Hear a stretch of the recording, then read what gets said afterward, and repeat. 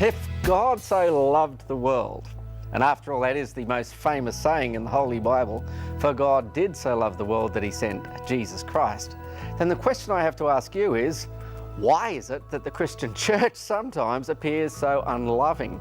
We're not just talking about our time today. We're not talking just about interdenominational conflict or wars about religion, wars in God's name in current times. What about when we look back through all of history? And after all, isn't it the common assertion that Christians started all the wars? I don't know about all the wars, but they certainly have participated in more than a few.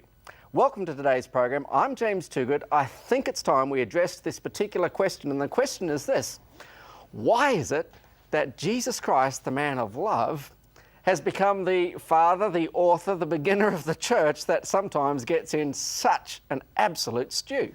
And why isn't there more love in Christianity?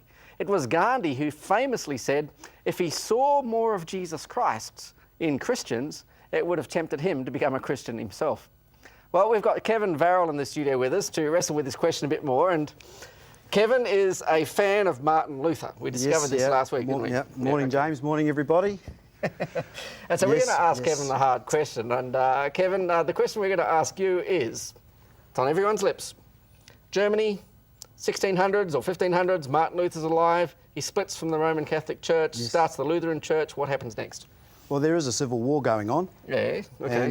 And of course, it changed the whole philosophy of politics, of religion, of a sense of freedom.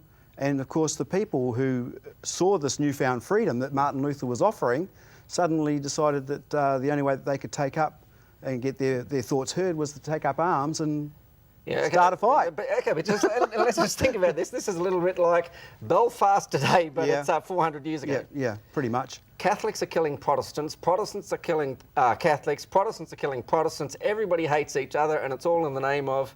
Well, God. Jesus Christ. And Jesus, It's a Christian war. Yeah. Oh, okay.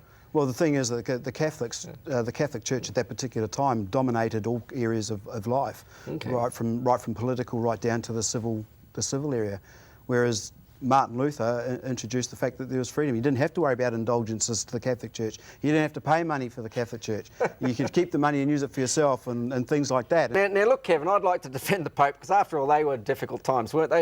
You have to acknowledge they were difficult times. Yeah, okay, and it's a different world. It's a different world to now. Yeah. Okay, and it shouldn't have been like it was, but that's what happened. Christians were fighting Christians. We went to interview Michael Gorman. He's in charge of the Christchurch City Mission, to ask him what difference is Jesus Christ making for Christchurch that's positive today.